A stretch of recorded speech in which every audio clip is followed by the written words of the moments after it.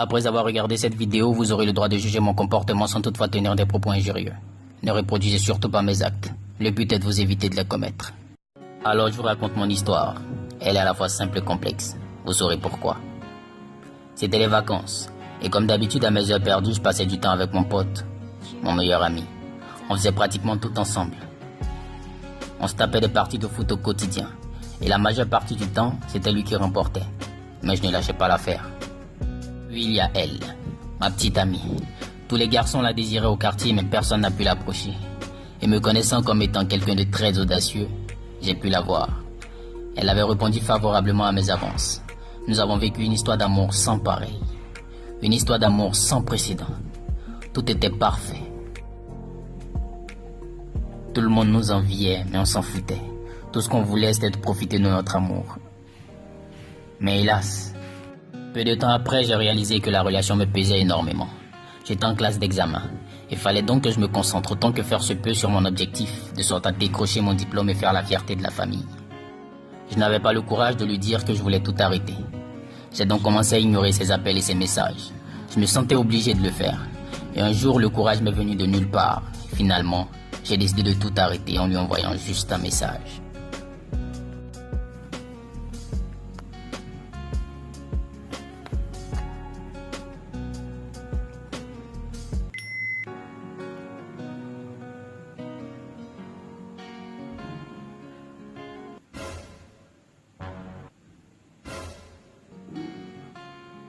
J'ai ensuite réalisé que cette rupture l'avait totalement anéanti. Il fallait que je le fasse.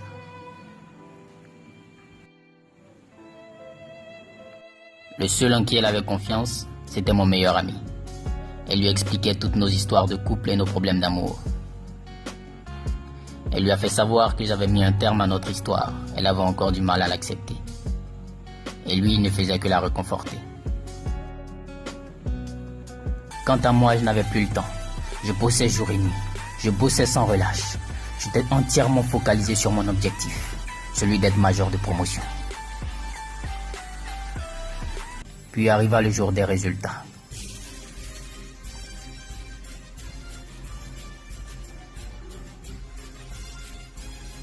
J'étais fort surpris de voir que mon nom ne figurait nulle part sur la liste des admis. Et c'est là que tout a basculé. J'étais dégoûté. Tous ces sacrifices pour rien. Je baignais dans le désespoir et l'amertume. J'étais perdu. Mon meilleur pote avait été retenu comme étant le major de la promotion. Je me demandais comment il a pu y arriver. C'est ainsi qu'il m'approcha et m'expliqua toute l'histoire dans les moindres détails. En réalité, c'était elle qui lui avait remis une copie des sujets de l'examen.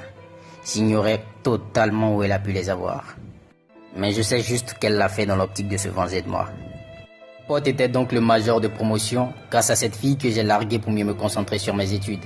J'étais fou de rage et plein de regrets.